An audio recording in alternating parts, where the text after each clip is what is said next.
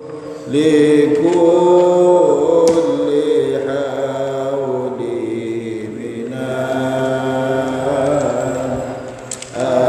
الأوان مقتحم يا ربي بالمصطفى بلغ مقاصدنا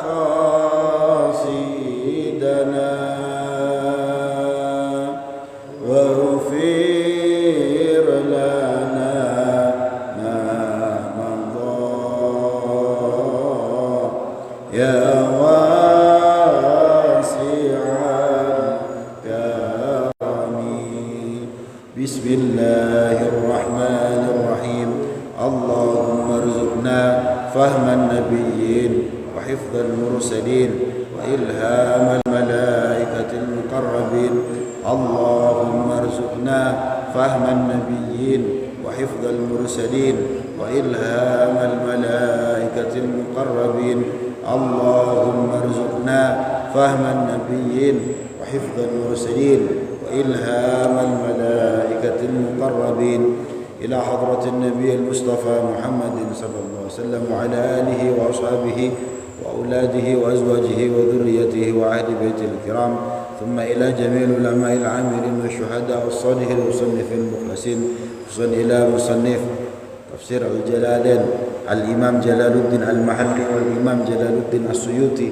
نفعنا الله بهما وبعلومهما في الدارين آمين ثم إلى جميع مشايخنا خصوصا إلى أبو يحيى خضر بن رملي وإلى جميع آبائنا وأمهاتنا وأجدادنا وجداتنا شاءوا لله لهم الفاتحة أعوذ بالله من الشيطان الرجيم بسم الله الرحمن الرحيم الحمد لله رب العالمين الرحمن الرحيم مالك يوم الدين إياك نعبد وإياك نستعين اهدنا الصراط المستقيم صراط الذين أنعمت عليهم غير المغضوب عليهم ولا الضالين آمين السلام عليكم ورحمة الله وبركاته الحمد لله رب العالمين وبه نستعين على أمور الدنيا والدين والصلاة والسلام على أشرف الأنبياء والمرسلين أما بعد. Alhamdulillah pada detik ini dari sekian banyak makhluk Allah, dari sekian banyak hamba Allah, kita yang hadir di sini dipilih untuk diberikan nikmat sehat, dipilih untuk diberikan nikmat kesempatan untuk sholat berjamaah, dipilih oleh Allah untuk diberikan nikmat kesempatan untuk mengkaji kalam Allah, mengkaji firman-firman-Nya Allah Subhanahu wa taala, yang mana Al-Quran ini adalah petunjuk bagi kita semua agar kita hidup selamat baik di dunia maupun di akhirat, tentu saja bagi orang yang mengamalkan kandungan Al-Quran. Kita sudah sampai surah An-Nisa ayat 130 masuk ke 131 juz ke-5. Qala Allah Ta'ala fi kitabihil karim a'udzu billahi minasyaitonir rajim. Walillahi ma fis samawati wa ma fil ardh wa laqad wassayna alladhina utul kitaba min qablikum wa iyyakum an ittaqullaha wa in taghfuru fa inna lillahi ma fis samawati wa ma fil ardh wa kana Allahu ghaniyan hamida.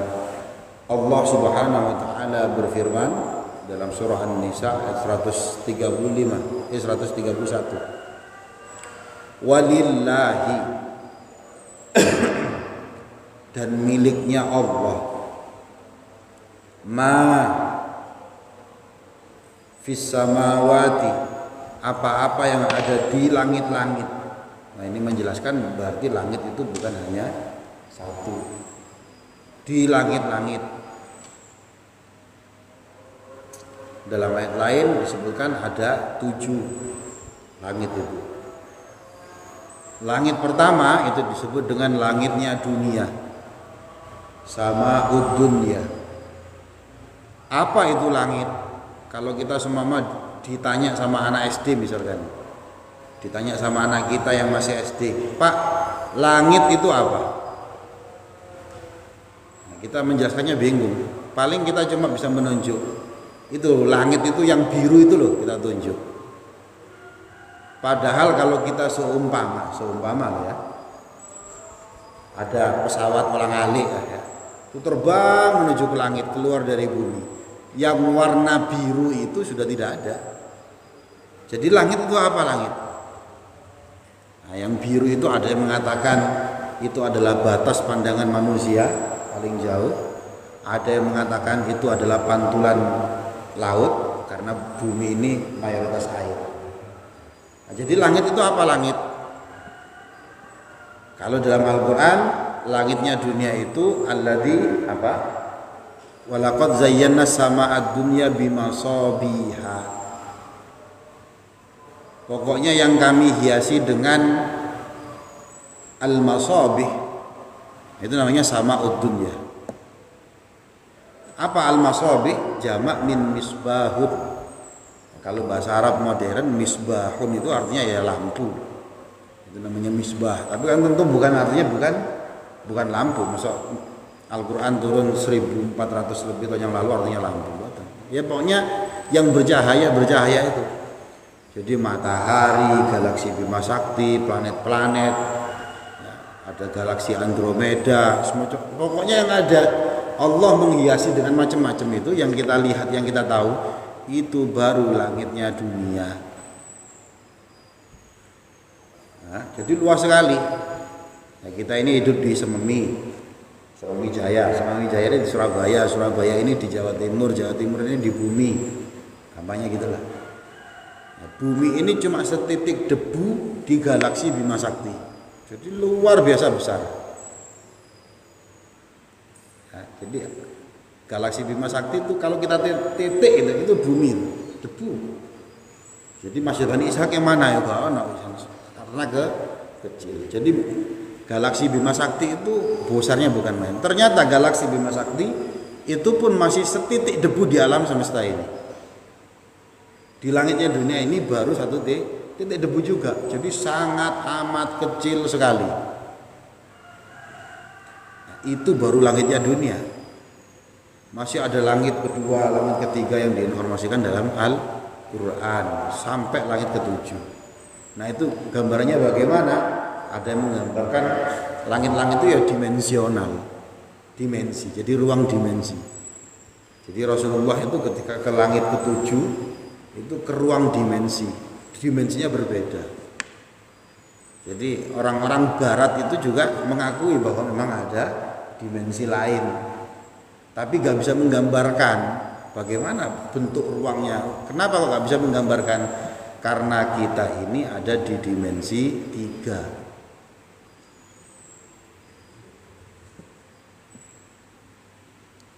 Jadi kalau di matematika begini Pak, apa dimensi 1 itu? Dimensi 1 itu kalau sampean bikin garis, seret, itu kalau dilihat dari ujung sini cuma titik, tapi kalau dilihat dari sini itu garis.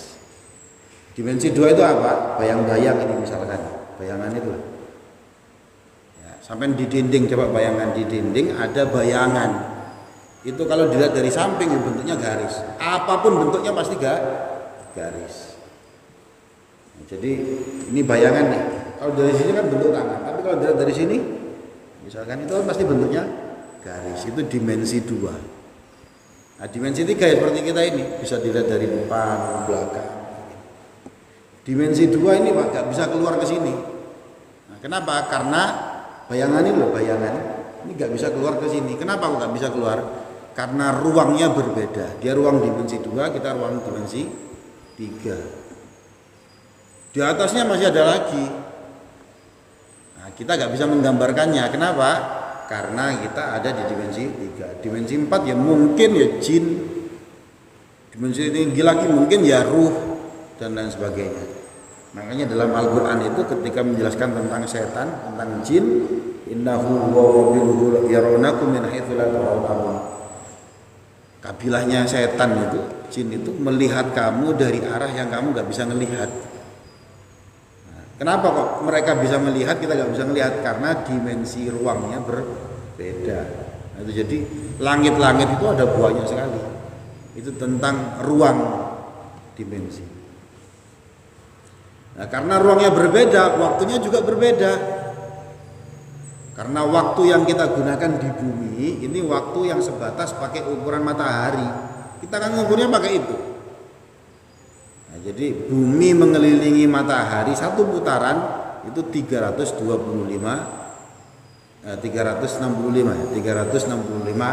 hari satu putaran. Berarti kalau sampean umurnya 50 tahun berarti sampean itu sudah mengelilingi matahari sebanyak 50 kali. Ya, jadi kita itu hitungan waktu di bumi ini pakai hitungan matahari. Padahal matahari itu cuma titik debu di alam semesta. Jadi waktu yang hakiki itu yang mana? Saya nggak tahu. Itu baru di dimensi satu. Langit satu. Dan ini Allah sudah menjelaskan yang lebih hebat dari itu semua. Semua yang ada di langit-langit itu yang kita nggak tahu, itu punyanya Allah. Wa ma fil ard, dan juga yang ada di bumi itu miliknya Allah semuanya. Ya, jadi hal yang paling mendetail itu semuanya miliknya Allah. Jadi kalau kita bayangkan angan-angan apa yang tidak dimiliki Allah, nggak ada, semuanya miliknya Allah. Kalau kita nggak punya apa-apa, itu hanya dititipkan kepada kita, diamanahkan kepada kita. Jadi semua yang ada di langit-langit dan semua yang ada di bumi ini semuanya miliknya Allah. Walaqad wasaina, dan sungguh kami telah mewasiatkan alladzina utul kitab, kepada orang-orang yang punya kitab, bimakna al-kutub. Makna al-kitab di sini adalah al-kutub, kitab-kitab. Jadi kitabun itu kitab, satu kitab. Kalau kutubun beberapa kitab. Sungguh kami telah berwasiat kepada orang-orang yang diberikan kepadanya kitab-kitab. Min qablikum, sebelum kalian. Ai al-yahuda wan nasara. Yang dimaksud di sini adalah orang Yahudi dan orang Nasrani. Kenapa? Karena mereka disebut dengan ahli kitab, sing duwe kitab. Jadi ahli kitab, orang Yahudi. Ya, Nabi Musa punya kitab Taurat, Nabi Daud juga orang Bani Israel punya kitab apa namanya? Zabur. Kemudian Nabi Isa juga Bani Israel punya kitab namanya Injil. Kami telah menasihati mereka itu karena mereka sudah dikasih kitab, sudah dikasih buku panduan, sudah diberikan oleh Allah Ta'ala penjelasan banyak hal terkait dengan hukum, terkait dengan kabar-kabar gaib dan lain sebagainya. Apa yang diwasiatkan Allah kepada mereka nanti. Walaqad wasaina alladzina utul kitab min qablikum, kami telah berwasiat menasihati orang-orang yang diberikan kepadanya kitab itu sebelum kalian. Wa iyyakum, dan juga kami telah memberikan wasiat kepada kalian. Ya ahlal Quran, wahai yang memiliki Al-Quran. Maksudnya yang kita ini diberi oleh Allah Ta'ala Al-Quran. Jadi ini ayat wasiatnya Allah kepada kita juga nih. Apa wasiatnya?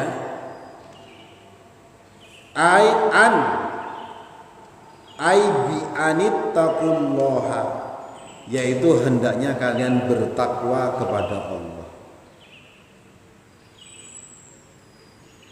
Jadi semua suhuf, lembaran-lembaran yang diturunkan kepada para nabi dan juga Alkitab, kitab-kitab yang diturunkan pada Nabi, intinya ajarannya itu satu, yaitu tauhid, mengesahkan Allah. Semua Nabi, la yufarriqu baina ahadin min rusulih, gak ada perbedaan di antara rasul-rasul yang diutus tersebut.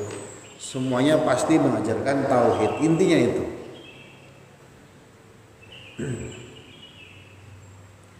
Di sini karena tauhid maka ittaqullah, hendaknya kamu takut kepada Allah. takwa kepada Allah.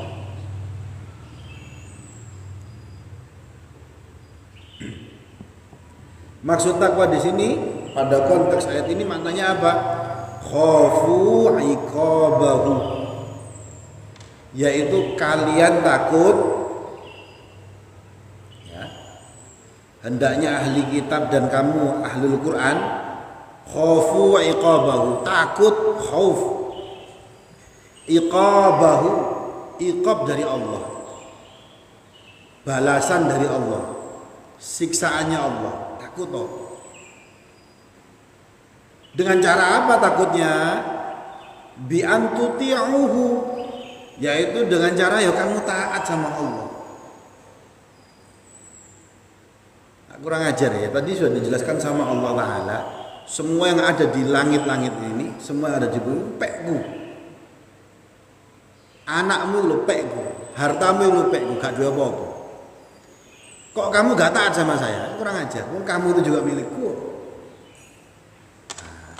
Maka khaufu iqabah, hendaknya takut sama siksaan dari Allah Ta'ala. Kan ngeri sekali kalau disiksa sama zat yang memiliki alam semesta ini. Gak kebayang siksanya bagaimana ya.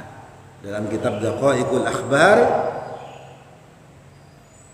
di penjelasan terakhir dijelaskan apa?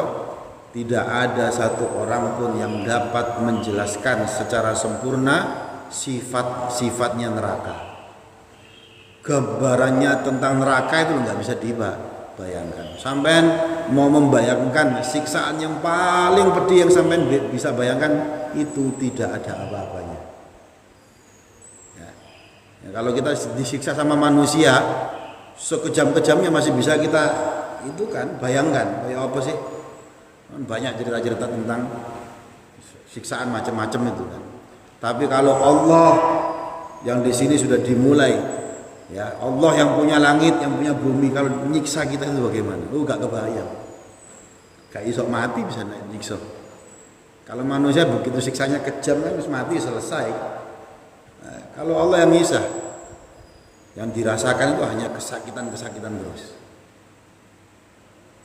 Nah, untuk mendramatisir dan untuk memvisualisasi, saya sering gambarkan las besi, coba dinyunyu ke meripat kita, gak kebayang. Kita kadang kalau membayangkan ngeri. Nah itu gono apa nih, itu tidak ada apa-apanya. Nah, jadi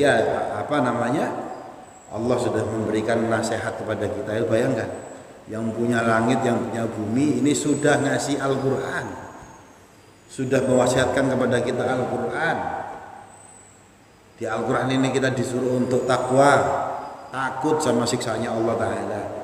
Ya mbok ya taat. Nah, jadi makanya kita syukuri, ya kita termasuk orang yang ditakdirkan oleh Allah Ta'ala mengkaji kitab itu, Al-Quran tersebut. Wa qulna lahum wa lakum, dan kami juga telah berkata kepada mereka ahli kitab, walakum, dan juga kepada kalian ahlul Quran, in takfuru, apabila kamu kufur, apabila kamu mengingkari, bima wusitum bihi, yaitu mengingkari apa-apa yang telah aku wasiatkan kepadamu. Dalam konteks hal ini adalah takwa. Disuruh takwa kok kamu kufur, ingkar, gak pakai takwaan lah. Disuruh takwa tapi kok gak takwa. Intakfuru, kalau kamu ingkar, tercover, kufur, menutup. Jadi kufrun itu menutup. Bahasa Inggrisnya cover book. Kok kamu menutup diri dengan wasiat tersebut? Fa inna lillahi ma fis samawati wa ma fil ard. Dielingno maneh. Maka sungguh lillahi, milik Allah, ma fis samawati wa ma fil ard. Apa-apa yang ada di langit dan apa di bumi, dielingno.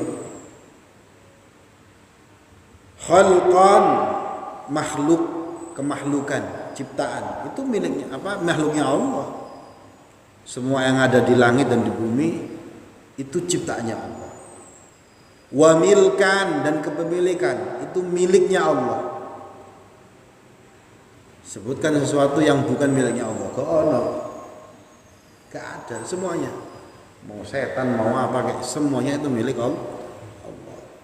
Wa abidan, hamba, itu semuanya hambanya Allah. Fala yadurruhu kufrukum, maka fala yadurruhu, tidak memberikan mudarat kepada Allah apa? Kufrukum, kekufuran kalian.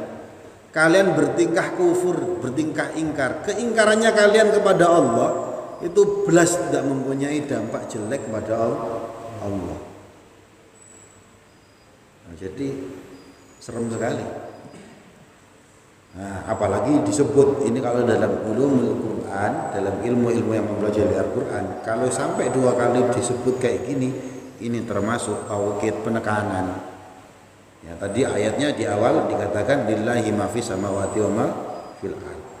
Sebelum penutup ayat diingatkan juga fa inna lillahi ma fis samawati wa ma fil ard. Itu berarti taukid, penekanan.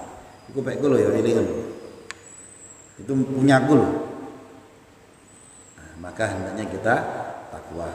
Orang Yahudi, orang Nasrani dan ahli Al-Quran ini diwasiati oleh Allah Ta'ala hendaknya takwa kepada Allah.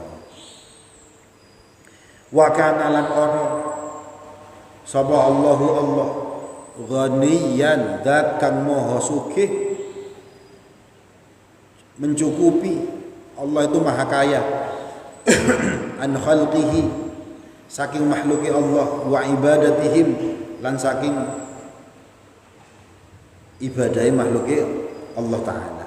Allah itu zat yang maha kaya. Kalau kita ini fakir, tetapi kalau apa namanya kita betul-betul ya tadi malam nih yang kita ngaji kitab Nasaihul Ibad ada apa? Wal iffatu alamatul yakin. Iffah itu adalah tanda keyakinan. Nah, dijelaskan dia yakin betul bahwa ini miliknya Allah semuanya, maka dia gak butuh sama makhluk. Nah, ngapain butuh sama makhluk? Dia punya bos, bosnya itu Al-Ghani, zat yang maha kaya.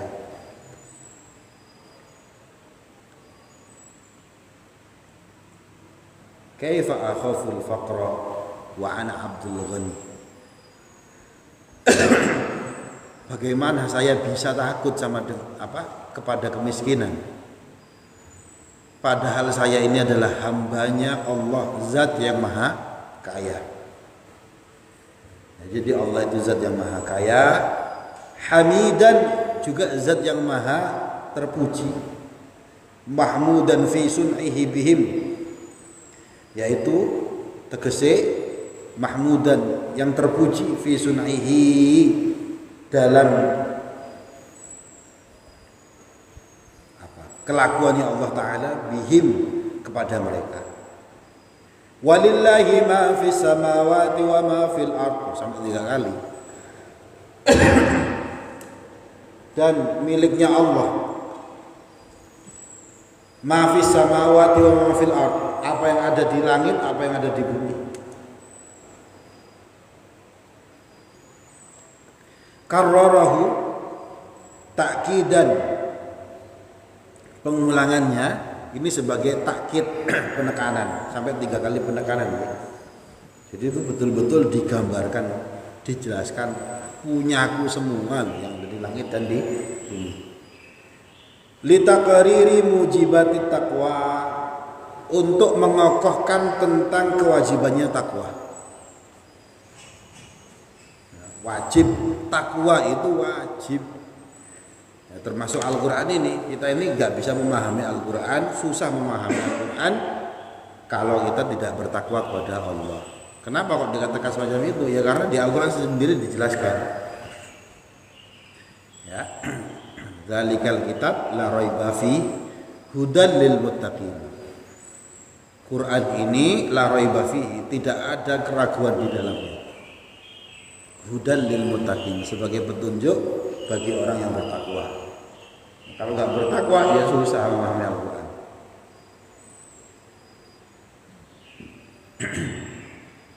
Wa kafalan cukup, wa kafa billahi wakila, dan cukuplah Allah sebagai wakil, cukuplah Allah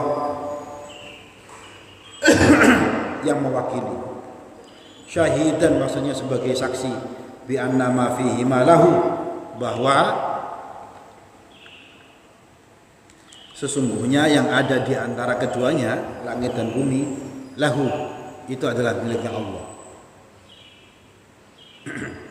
Jadi cukup Allah aja yang ngerti. Allah tidak membutuhkan pengertian kita terhadap itu semuanya. Nah, cukuplah Allah itu sebagai wakil, sebagai yang menyaksikan bahwa memang segala sesuatu ini adalah miliknya Allah. Kamu tidak mengakui loh kalau gak butuh Allah. Iyasha yudhibkum, iyasha apabila berkehendak sama Allah, yudhibkum, kalian akan dihabisi, dihilangkan. Ya ayuhan nas, hei para menungso. Wa ya'ti bi akharin, dan Allah akan mendatangkan yang lain. Badalakum, maksudnya di sini adalah mengganti kalian. Dan kehendak Allah ini sudah berkali-kali di hadapan kita. Betapa banyak misalkan kerajaan-kerajaan yudhibkum, dihabisi sama Allah Ta'ala, tinggal sejarah, diganti dengan yang lain. Gak ada yang abadi. Nah, dan itu sudah banyak terjadi. Dan itu semuanya adalah iyyasha, atas kehendaknya Allah Ta'ala. Wa kana Allahu ala dzalika qadira, wa kana lan Allah ana sapa Allahu Allah ala dzalika ing atase mungkunu mau iku qadira, zat kang maha mampu. Allah terhadap itu semua itu adalah zat yang maha mampu. Gampang bagi Allah Ta'ala untuk mengganti kalian, itu gampang. Kalian dihapuskan, diganti sama yang lain. Nah, makanya kita bersyukur. Supaya apa? La azidannakum, supaya bukan disingkirkan tapi justru ditambah. Betapa banyak misalkan kejayaan yang dimiliki oleh orang itu hanya hitungan pendek saja habis. Orang kaya tiba-tiba jadi miskin, perusahaan besar tiba-tiba bangkrut, tadinya pejabat tiba-tiba jadi melarat, atau pemerintahan yang kuat tiba-tiba ya hancur. Nah, dalam sejarah kan semacam itu semuanya. Nah, jadi itu sangat mudah sekali bagi Allah untuk melakukan hal tersebut. Man utawi sapane wong kana kan ngono sapa wong yuridu, kang ngarep-ngarep sapa wong. Mangkana yuridu, barang siapa yang ingin, menginginkan, bi'amalihi, yaitu dengan amal-amalannya, menginginkan apa? Thawabat dunia, ganjaran dunia, pahala dunia. Siapa orang yang ingin mendapatkan pahala dunia, fa indallahi thawabud dunya wal akhirah, maka di sisi Allah ada thawabnya dunia, ada thawabnya akhirat. Ada ganjaran, ada pahala yang di dunia maupun juga di akhirat. Nah, ini banyak terjadi di antara kita semua. Banyak orang itu lebih mementingkan sawabud dunia, pengen kaya di dunia, pengen sukses di dunia, anaknya disekolahkan, dididik, ukurannya ya supaya hidup di dunia sukses. Ya gak salah, Tapi eman-eman kalau hanya berhenti niatannya di situ hanya untuk sawabud dunya, mendapatkan ganjaran enak di dunia. Nah, barang siapa yang kepingin seperti itu, maka di sini diingatkan fa indallahi thawabud dunya wal akhirah. Di sisi Allah itu punya loh sawabnya dunia, bukan hanya sawabnya dunia tok, wal akhirah juga akhirat. Liman aradahu, bagi orang yang mengendakinya, la inda ghairihi, bukan dari yang tidak ada pada dirinya. Falima yatlub ahaduhuma al akhassah, maka kenapa kok mereka itu mencari salah satu di antara dunia dan akhirat, al akhass, yang itu lebih rendah, maksudnya dunia ini. Kenapa kok kalian ini mencari yang lebih rendah? Ya kan ada sawabul dunya, ada sawabul akhirat. Sawabul akhirat itu luar biasa tingginya. Kok kamu masih ngotot mencari sawabul dunya tok? Wa hal la yatlubul a'la, kok tidak mencari yang lebih tinggi dari sawabul dunya? Padahal Allah itu punya sawabul dunya wal akhirah. Yang mana sawabul a'la ini, ganjarannya lebih tinggi ini, itu bisa diperoleh dengan apa? Bi ikhlasihi lahu, dengan cara ikhlas lahu kepada Allah.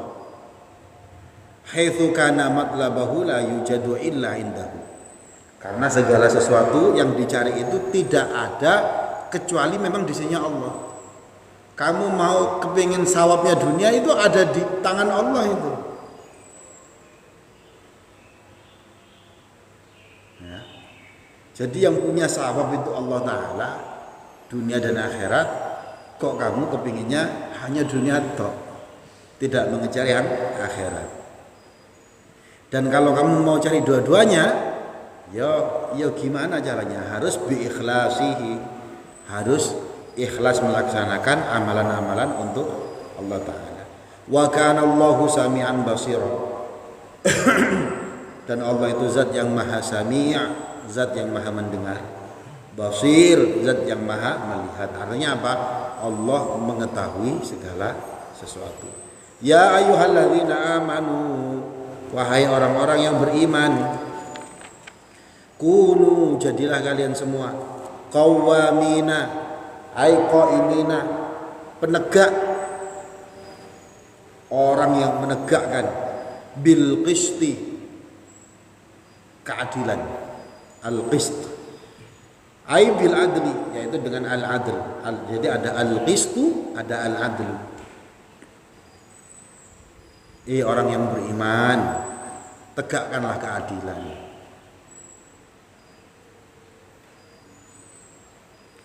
Syuhada'a bil haqqi lillah, syuhada'a bil haqq, hendaknya kalian juga menjadi saksi-saksi kebenaran, lillahi, bagi Allah. Walau kanatish syahadah, walaupun kesaksianmu itu ala anfusikum, terhadap diri kalian, harus berbuat adil. Fashhadu, maka hendaknya saksikanlah, alaiha, atas anfusikum, diri kalian itu, bi antuqirru bil haq, hendaknya kamu mengakui kebenaran, wala taktumuhu, dan jangan kamu menyembunyikan. Nah, karena banyak di antara kita kalau sudah terkait dengan urusan pribadi, kalau sudah terkait dengan urusan keluarga, nyaris kita gak adil. Kalau sama orang lain, kita menegakkan keadilan, mengatasnamakan keadilan. Kok terjadi sama kita, kok terjadi sama keluarga kita, gak adil. Kemana-mana perangilah korupsi. Itu kalau ngomong ke orang lain, jangan korupsi. Nah, begitu ketahuan ternyata dirinya sendiri kok korupsi.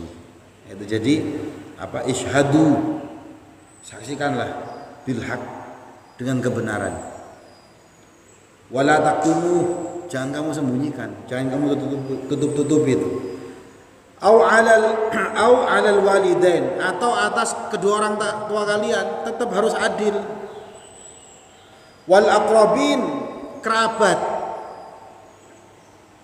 Iyakun al masyhudu alaihi, apabila yang disaksikan tersebut ya, alaihi atas mereka, ghaniyan itu kaya, au faqiran atau fakir, fallahu aula bihima, maka Allah itu lebih utama dari keduanya.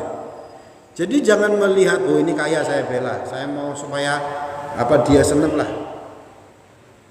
Juga jangan karena dia miskin, saya kasihan sama dia. Dan itu juga gak benar. Fallahu aula bihima, Allah itu lebih utama di antara mereka semua itu, yang kaya yang miskin itu. Maka taati Allah. Ya, syuhada lillah, kamu menjadi saksi-saksi bagi Allah. Minkum, dari kalian, wa alamu bimasalihima, dan Allah itu lebih mengetahui ya, dengan maslahat di antara yang ghani dan fakir. Jadi harus berbuat adil. Fala tattabi'ul hawa, jangan kamu mengikuti hawa nafsu. Fi syahadatikum, dalam kesaksian kalian.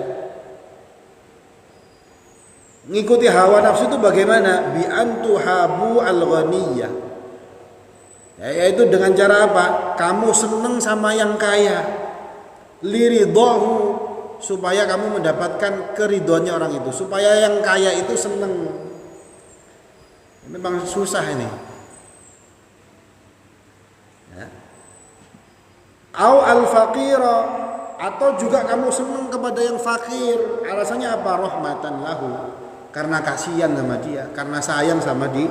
Jangan kayak gitu, itu bisa tattabi'ul hawa, mengikuti hawa nafsu.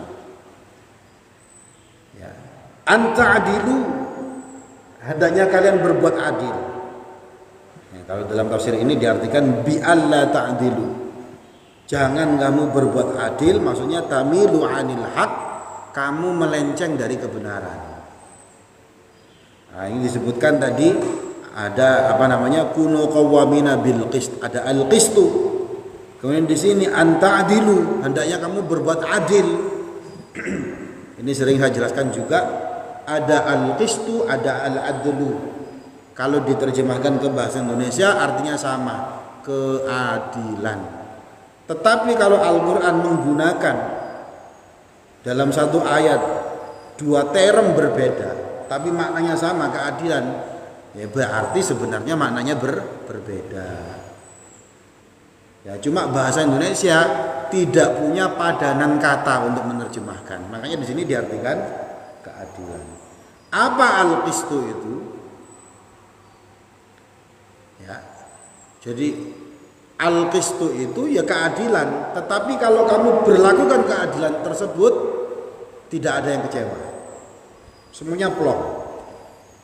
Sedangkan al-adlu, keadilan yang kalau kamu laksanakan ini pada satu pihak pasti masih ada kekecewaan. Itu namanya al-qistu dan al-adlu. Allah itu al-muqsit, Allah itu zat yang maha menegakkan al-qistu. Allah itu al-adil, Allah itu juga zat yang maha adil. Jadi al-muqsit, al-adil. Ya. Contohnya bagaimana? Ya, yang sering saya contohkan mawon ya. Saya punya dua anak, laki dan perempuan. Yang perempuan punya boneka. Boneka itu adalah miliknya anak perempuan saya. Anak laki-laki saya tiba-tiba ngerebut. Saya diperintah Allah untuk berbuat adil. Caranya bagaimana? Caranya adalah menempatkan sesuatu pada tempatnya. Namanya adil itu menempatkan sesuatu pada tempatnya. Itu bonekanya anak perempuan saya. Maka saya ambil dari yang laki-laki, saya berikan. Jadi menempatkan sesuatu pada tempatnya. Itu namanya al-adlu, adil. Tapi apa yang terjadi? Yang laki-laki kecewa. mangkel. Walaupun dia tahu itu bukan punyanya dia, tapi tetap mangkel. Itu namanya al-adl. Menyisakan kekecewaan pada satu pihak. Kalau al-qist itu bagaimana? Ya, bonekanya di anak laki-laki, yang laki-laki ini anak saya tak ambilkan handphone, tak bukakan Shopee, Tokopedia.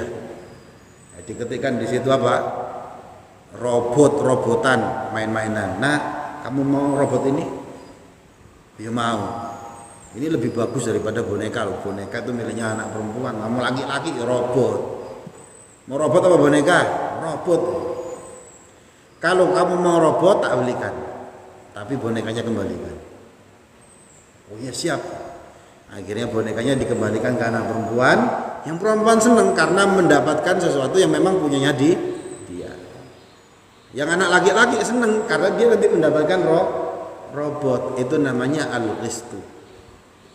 Ya, dua-duanya senang, tidak kecewa. Nah, nanti di akhirat itu juga demikian, ada yang kayak gitu. Ada dalam hadisnya panjang.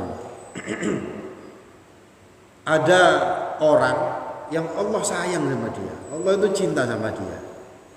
Tapi di satu sisi dia punya masalah sama orang lain di dunia. Dengan kata lain, nanti di akhirat dia dituntut. Secara hitung-hitungan, ya pas dihisab ini gak nutut, ini harus masuk neraka ini. Karena terlalu banyak mengecewakan orang misalkan. Tapi Allah sayang sama dia. Orang tersebut gak dimaafkan sama yang dulu pernah dizalimi. Akhirnya yang pernah dizalimi itu tanya, kamu mau nggak surga yang lebih VIP? Ini tak kasih gambaran, ditunjukkan. Di sini ada kayak gini. Kamu mau nggak masuk surga kayak gitu? Mau. Kalau kamu mau masuk surga kayak gitu, syaratnya satu, maafkan orang tersebut. Ya sudah, ya maafkan. Akhirnya karena dia memaafkan, dia mendapatkan surga yang lebih VIP, lebih luar biasa. Seneng. Yang tadi, yang dicintai Allah tapi masih banyak dosa karena punya masalah hakul adami tadi itu, dia juga seneng karena gak sido masuk ke dalam neraka. Itu namanya al-qist. Ya, tidak mengecewakan salah satu pihak. Nah, ini pada satu sisi kadang kita diperintahkan oleh Allah untuk berbuat al-qist. Kunu qawwamina bil qist. Hendaknya kamu tegakkan al-qist. Pada satu ayat lain juga kadang konteksnya harus ta'dilu, kamu berbuat adil. Kamu mau berbuat adil seperti apapun tetap akan ada yang kecewa. Ya makanya ya, minggu lalu ya walan tastati'u an ta'dilu kan gitu kan, yang tentang menikahi banyak perempuan itu loh. Kan ayatnya kayak gitu. Walan tastati'u an ta'dilu. Kamu tidak akan mampu. Di situ pakai huruf lan. Tidak akan mampu untuk adil. Padahal kita diberitakan untuk adil. Tapi Allah mengatakan kamu tidak akan mampu untuk adil. Karena itu membahas soal cinta. Cinta itu ya kono wujute. Bentuknya apa enggak ada. Itu kan soal rasa. Walaupun kalau ditanya kamu lebih cinta mana, semuanya saya cintai. Enggak. Ya. Allah sudah bilang walan tastati'u an ta'dilu. Kamu gak bakal bisa membagi sama rata tadi itu. Menempatkan sesuatu pada tempatnya. Nah, jadi berbuat adil. Jangan kamu tamilu 'anil haq. Berlawanan dari kebenaran. Wa in talwu, apabila kamu mengganti tuharrifu syahadah, yaitu kamu mengganti persaksian. Yang tadinya gak gitu tapi kamu bilang gitu. Yang tadinya gitu kamu bilang gak gitu. Kalau kamu melakukan hal itu, wa fi qira'atin bihadfil wawi al-ula takhfifan. Nah, dalam satu qira'ah dibaca dengan apa? Bihadfil wawi. Huruf wawunya dihilangkan satu, al-ula yang pertama. Jadi wa intalwu itu cara qiraahnya. Takhfifan dibaca takhfif.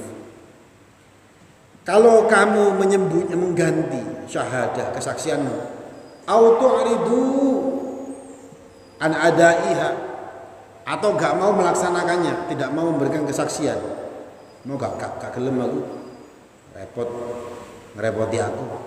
Fa innallaha kana bima ta'maluna khabira. Fa innallaha maka sungguh Allah itu kana ono sapa Allah bima kelawan barang ta'maluna kang lakoni sapa sira kabeh khabira zat kang maha weruh. Maka ingat, Allah itu mengetahui apa yang kamu lakukan. Jadi kamu jangan tuharifu, jangan mengganti kesaksianmu. Jangan kamu bilang gak mau menyaksikan, gak mau menjadi persaksian. Allah itu tahu loh.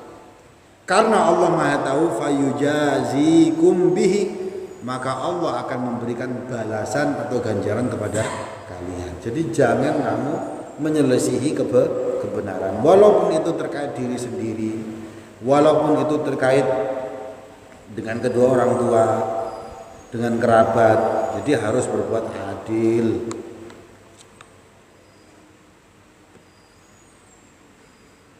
Termasuk terkait dengan hukum-hukum fikih. Itu kalau kalau ngomong ke orang gampang, judi online itu haram, gampang. Begitu tahu anaknya main judi dan menang 1 miliar, cik mikir 1 miliar ya, kayak gitu kan, karena terkait dengan anaknya, dicarikan celah hukum gitu. Ya ayyuhalladzina amanu, wahai orang-orang yang iman, aminu, berimanlah kalian. Maksudnya adalah dawamkan, kontinulah dalam keimanan, alal iman, dalam keimanan kalian. Wahai orang yang beriman, hendaknya kamu konsisten terhadap keimanan, billahi, kepada Allah, wa rasulihi, dan kepada rasulnya Allah, wal kitabil ladzi nuzzila ala rasulihi, juga iman terhadap kitab alladzi nuzzila, yang diturunkan ala rasulihi, kepada rasulnya, utusannya Allah. Siapa itu? Muhammad sallallahu alaihi wasallam, yaitu Nabi Muhammad. Apa itu kitabnya? Wa huwa al-Qur'an, yaitu kitab Al-Qur'an. Berimanlah kalian. Nah, zaman sekarang banyak yang secara tidak langsung ini sudah mulai tidak mengimani apa yang ada di Al-Qur'an.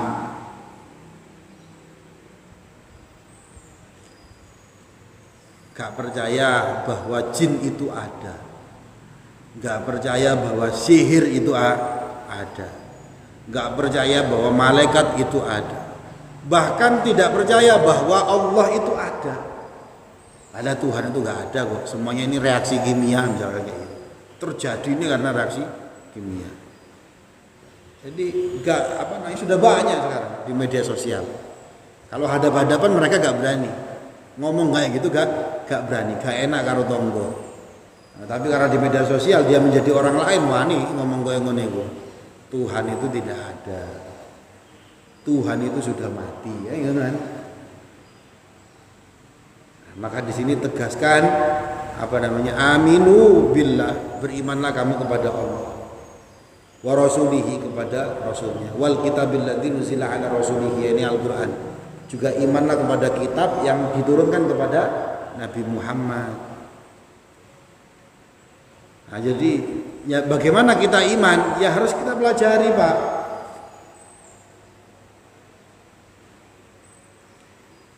Jadi harus sistematis kita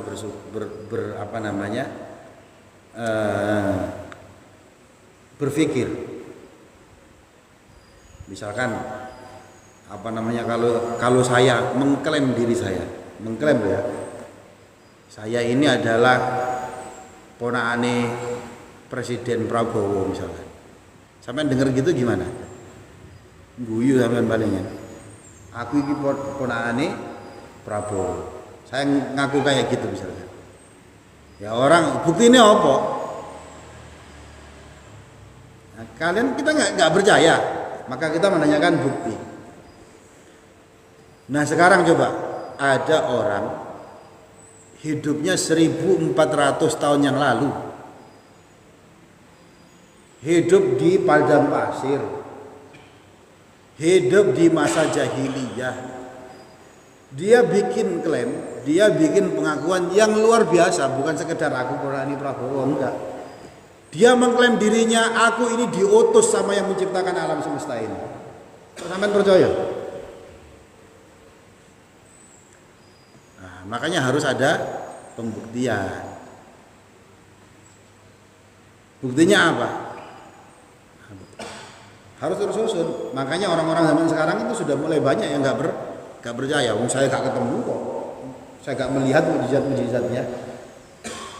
Nah, beda sama yang lain. Nabi itu membawa mukjizat bukan hanya mukjizat visual. Kalau mukjizat visual hanya disaksikan sama orang-orang zaman dahulu, ya, ngasih makanannya waktu gentong gini, tapi ribuan orang bisa dikasih makan. Kita lo gak lihat. Katanya Nabi Muhammad itu pernah buang hajat, tapi gak ada yang bisa nutupi, pohon itu datang sendiri. Itu dilihat sama sahabat. Saya lo gak lihat, maksud saya iman. Katanya membelah bulan. Itu kan dulu yang bisa. Saya lo gak lihat. Nah, itu namanya mukjizat visual. Nah, kalau sekarang tetap Nabi Muhammad memperlihatkan mukjizatnya kepada kita. Apa itu? Al-Qur'an. Ini bukan mukjizat visual, tapi mukjizat rasional. Lo mosok ono kitab yang turun 1500 tahun yang lalu, 1400 lebih tahun yang lalu, yang menjelaskan tentang proses penciptaan manusia, dan itu terjadi betul bagaimana di kandungan. Kok ada itu loh, kitab 1400 tahun yang lalu telah menjelaskan tentang Big Bang, tentang penciptaan alam semesta. Padahal itu baru tahun 2000-an ya. Sama teleskop Hubble baru tiba-tiba bener ya.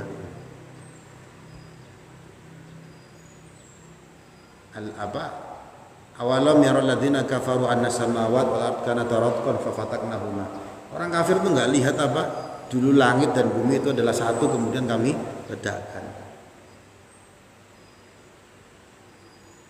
Kemudian ya banyak teori tentang gunung-gunung sebagai pasak. Jadi gunung itu ada itu karena pasak. Kalau nggak gitu, ini bumi goyang-goyang terus ya. Goyangnya kebangetan. Itu sudah dijelaskan Al-Qur'an. Menjelaskan tentang wasyamsu tajri li mustaqarril laha. Matahari itu tajri mengelilingi atau mengalir li mustaqarril laha menurut peredarannya.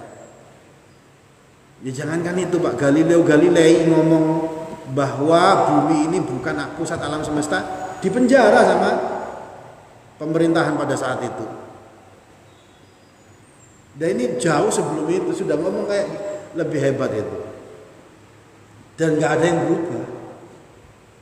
Berbeda dengan kitab-kitab sebelumnya, pasti ada perubahan. Nah, kitab Al-Qur'an ini menjelaskan bahwa Allah sendiri yang menjaga, makanya nggak berubah. Lu kok bener kabeh? Oh berarti ini kitab beneran nih. Berarti kitab Al-Qur'an ini beneran dari dari Tuhan yang menciptakan alam semesta ini. Nabi Muhammad kok percaya kamu mengklaim kayak gitu itu?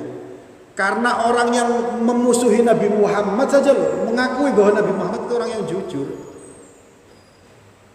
Nah, coba ya, Nabi Muhammad itu ketika mau hijrah kan dimusuhi orang-orang kafir. Nah, Nabi Muhammad sebelum hijrah dari Mekah meninggalkan Mekah itu, yang dilakukan Nabi Muhammad itu adalah mengembalikan barang amanah yang dititipkan kepada dia, kepada musuh-musuhnya. Musuhnya loh nitipkan barang kepada Nabi Muhammad. Orang yang nggak suka sama Nabi Muhammad loh nitipkan banyak barang kepada Nabi Muhammad. Kenapa? Percaya bahwa Nabi Muhammad itu adalah orang yang jujur. Jadi saking jujurnya musuhnya aja lo gak percaya kalau dia bohong. Nah, kenapa kok mereka gak iman sama Nabi Muhammad? Kebanyakan karena gengsi. Orang Yahudi ya ketika ketemu sama Nabi Muhammad Sebenarnya mereka tahu.